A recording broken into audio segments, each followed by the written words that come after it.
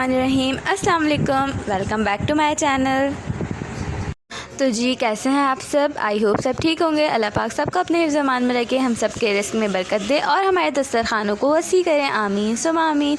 तो आज मैं बना रही हूँ शब बारात स्पेशल रेसिपी, जो कि है चने की दाल का हलवा। सबके घरों में ही बनता होगा, लेकिन सबके पकाने का अंदाज़ थोड़ा डिफरेंट होता है। तो ये इंग्रेडिएंट्स बहुत ही सिंपल है, आपको देख के लगेगा कि हाँ मतलब सिंपल है, लेकिन अगर आप इसको स्किप करेंगी और एंड तक नहीं देखेंगी तो आप एक प्रॉपर बेहतरीन जमा हुआ हलवा नहीं बना पाएंगी। बीच से कुछ ना कुछ मिस हो जाएगा। तो इसलिए आपने वीडियो को एंड तक ज़रूर देखना है, और वीडियो पसंद आए तो उसे लाइक और मेरे चैनल को सब्सक्राइब करना मत भूलिएगा। अब चलते हैं जल्दी से अपने इंग्रेडिएंट्स की तरफ। तो इंग्रेडिएंट्स हैं हमारे पास बहुत ही सिंपल, चने की दाल, जो कि मैंने 1 कप चने की दाल ली थी और उसको मैंने अच्छे से 3-4 पानी से वॉश कर मीठे पानी में ही भिगा लिया था 3 to 4 आवर्स के लिए, ताकि दाल जल्दी गल जाए। सेकेंडली हमारे पास है घी, जो कि हम यूज़ करेंगे 1/2 कप, और मिल्क है जो हमने लिया है 2 to 2.5 कप्स, इतना लेना है। आप ज़्यादा लेना चाहें तो ज़्यादा लेना है। यहाँ पे मलाई है, जो हमारी डेयरी मिल्क की मलाई होती है, वही लेनी है, नॉर्मल काऊ मिल्क की। तो वो मलाई है। शुगर, बादाम, पिस्ता, जो कि हम ऊपर गार्निशिंग में यूज़ करेंगे, और हरी वाली इलायची, छोटी इलायची, बस। इसके अलावा इसमें कुछ भी नहीं डलेगा। बहुत सिंपल है, लेकिन इसमें मेहनत बहुत ज़्यादा है, क्योंकि इसको भूनना बहुत होता है और ख़याल रखना होता है कि जले नहीं, क्योंकि जल गया तो आपकी सारी मेहनत वेस्ट। तो इसलिए इसको बार बार हम चम्मच चलाते रहते हैं और इसको स्लो हीट पे ही पकता है ये, ताकि ये जले ना। तो अब आप देख लें, ये मैंने चढ़ा दिया है। सिर्फ मैंने मिल्क ऐड किया है इसमें, और चने की दाल अभी इसी तरह से पकता रहेगा जब तक कि चने की दाल पक जाए। तो दूध में पकाने का ये होता है कि इसका टेस्ट बहुत अच्छा हो जाता है। कुछ लोग सिर्फ पानी में पकाते हैं, मतलब दूध नहीं डालते हैं, ऊपर से जो ड्राई वाला मिल्क पाउडर होता है वो ऐड कर लेते हैं। तो जो आप लोग जैसे पकाते हैं, लेकिन इस वाली रेसिपी को भी ज़रूर ट्राई कीजिएगा, क्योंकि ये बहुत मज़े का बनता है। क्योंकि दूध में पक पक के इसका टेस्ट थोड़ा सोंधा सोंधा सा हो जाता है, बहुत मज़ेदार सा। बहुत से लोगों के यहाँ शब बारात में हलवे जमाए जाते हैं, और कुछ लोग नहीं मानते, मतलब ये सारी अकीदे की बात होती है। तो अगर आप लोग नहीं बनाते शब बारात में, तो आप बाद में भी ट्राई करें। हलवे खाने का कोई नुकसान थोड़ी होता है भाई, तो बाद में बना के खाएं, क्योंकि स्वीट डिश है। कभी भी आपका दिल चाहे तो आप खा सकते हैं इसको। फ्रिज में आप स्टोर भी कर सकते हैं 1 वीक के लिए, या फिर 5 डेज़ के लिए आप इसको स्टोर भी कर सकते हैं। किसी भी एयर टाइट कंटेनर में आप इसको रख के फ्रिज में स्टोर कर लें, और जब दिल चाहे आप खाएं आराम से, मज़े ले लेके। बहुत ही मज़े का होता है ये, मुझे तो बहुत ही पसंद है। मेरा फेवरेट हलवा है सारे हलवों में से। जो सूजी का, बेसन का, कोकोनट हलवा जो होता है खोपरे का, उन सब में मुझे तो चने की दाल का हलवा बहुत पसंद है। आप लोग कमेंट्स में बताइएगा आपको कौन सा हलवा पसंद है।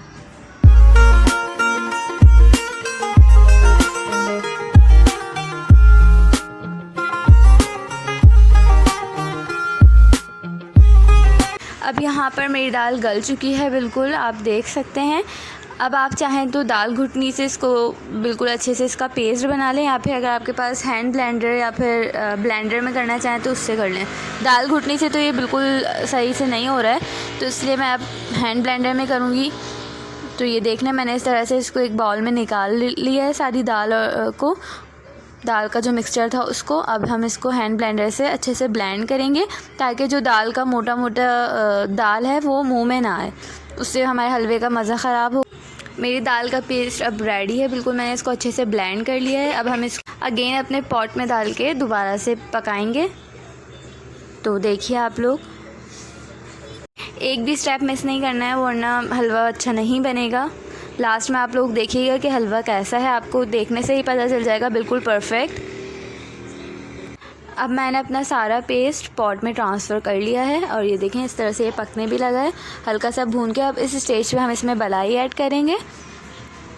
तो मलाई ऐड करने के बाद भी हमें इस तरह से इसको भूनना है। तो ये दोबारा से थोड़ा थिक सा हो गया है। अब मैं यहाँ पे आपको एक सीक्रेट ट्रिक बताती हूँ। अभी आप देख रहे हैं हलवे का कलर हमारा दूध में पकने की वजह से थोड़ा लाइट सा है। तो हम यहाँ पे ऐड करेंगे हमारा येलो फूड कलर, जो कि जर्दे का रंग होता है, लेकिन बहुत ज़्यादा नहीं डालना है, बिल्कुल थोड़ा सा ऐड करना है। वो भी पानी में इस तरह से डिज़ोल्व करके ये देखें इसका कलर चेंज होने लगा है। और थोड़ा सा मैंने और किया था, बिल्कुल ज़रा सा लेना है क्योंकि थोड़ा कड़वा भी होता है तो उससे हमारा टेस्ट ना ख़राब हो। बिल्कुल हल्का सा कि इसका कलर थोड़ा और अच्छा सा हो जाए। अब इस स्टेज पे हमने ऐड करनी है शुगर आप अपने हिसाब से ले लीजिएगा। आप ज़्यादा मीठा लेते हो कम, आप बाद में भी ऐड कर सकते हैं, इसलिए पहले थोड़ी कमी डालिएगा वरना बहुत ज़्यादा मीठा ना हो जाए। मैंने यहाँ पर हाफ़ कप शुगर ली थी और बाद में भी मुझे नीड हुई थी तो मैंने बाद में फिर से डाल दी थी। तो ये आप चेक कर लिएगा अपना हिसाब से ही। और यहाँ पे मैंने 1 चम्मच पूरा भर के घी लिया था। घी का भी यही हिसाब है कि हम बाद में भी ऐड कर सकते हैं और बहुत ज़्यादा घी भी नहीं डालना है क्योंकि उसकी वजह से फिर हमारा हलवा जमेगा नहीं सही तरह से। तो देख लें इसका कलर कितना प्यारा सा हो गया है। अब यहाँ पे हमारी मेहनत स्टार्ट हुई है। अब यहाँ पे हम इसको खूब भूनना है, बिल्कुल अच्छे से भुनाई होगी इसकी। हाथ में मेरे दर्द हो गया था सीरियसली, लेकिन इसमें मेहनत बहुत है। इसको बस भूनते रहना है, छोड़ना ज़रा सा भी नहीं है वरना ये बहुत जल्दी नीचे लग जाता है और अगर नीचे लग गया तो पूरा टेस्ट ख़राब। तो आपने बस इसको भूनते रहना है। चाहे तो आप तेज़ आंच पे इसको जल्दी से भून लें या फिर स्लो आंच पे आहिस्ता आहिस्ता भूनें, ये आपके ऊपर है। मैंने यहाँ पे फुल फ्लेम किया हुआ था और इसको मैंने फिर जल्दी से भूना है ताकि ये लगे ना। अब इस स्टेज पे हम इसमें ऐड करेंगे हमारी हरी वाली इलायची। इसकी खुशबू बहुत मज़े की होती है, लेकिन हमने इसको लास्ट में ही ऐड करना है ताकि इसकी खुशबू अच्छे से आ जाए। इसको बहुत ज़्यादा भूनना होता है। अभी भी इसमें थोड़ा सा मुझे लिक्विड सा फील हो रहा है चम्मच चलाने से। ये बिल्कुल हार्ड सा हो जाता है, आपने जब इसमें स्टॉप करना है, वरना आपने इसको भूनते रहना है और बहुत ख़याल से कि ये ना जले और कंप्लीट अच्छे से भून जाए। तो यहाँ मैं इसको भूनती रहूँगी।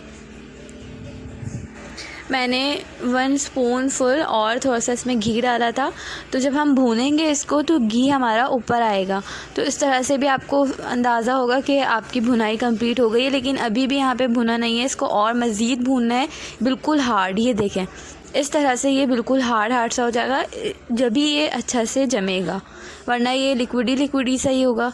तो अब आपने ढक्कन या कोई थाल वगैरह जिस पे भी आप जमाना चाहें वो ले लें और उसमें इस तरह से घी लगा के ऑयलिंग कर लें और फिर आप अपना हलवा इसमें डालें। ये देख लें अब कितना हार्ड सा है। अब ये जल्दी से आराम से बिल्कुल अच्छा सा जम जाएगा। इस तरह से आप इसको फैला लें, जितना आपको पतला रखना हो या मोटा जो भी करना हो इस तरह से कर लें। अब इसमें बादाम पिस्ता डालें आप। खोपरा भी डलता है, ये ऑप्शनल है, अगर खोपरा आप डालना चाहें तो डालें, नहीं डालना चाहें तो नहीं डालें। मैंने यहाँ पे सिर्फ बादाम और पिस्ता डाला था। अब हम दोबारा से इसको बेलन से चलाएंगे ताकि ये जो बादाम पिस्ता है वो अंदर तक इसके अच्छे से चिपक जाए, वरना बादाम पिस्ता ऊपर से गिरेगा। तो इसलिए आपने इसको दोबारा से चलाना है ताकि अंदर सब फंस जाए आराम से बादाम पिस्ता। अब इसकी कटिंग करनी है, आप जिस तरह करना चाहें उस तरह कर लें। यहाँ पे हम इसको लंबे से काटेंगे, फिर उसके बाद दूसरी तरह से कटिंग होगी। आप इसको देखें, ट्रायंगल शेप कटिंग की है यहाँ पर हमने। देख लें कितना ज़बरदस्त इसकी कटिंग हुई है। अब अभी ये गर्म है तो इसलिए थोड़ा नरम सा लग रहा है, लेकिन जब ये थोड़ा सा ठंडा होगा तो ये अपनी प्रॉपर शेप में आ जाएगा। फिर मैं आपको निकाल के भी दिखाती हूँ।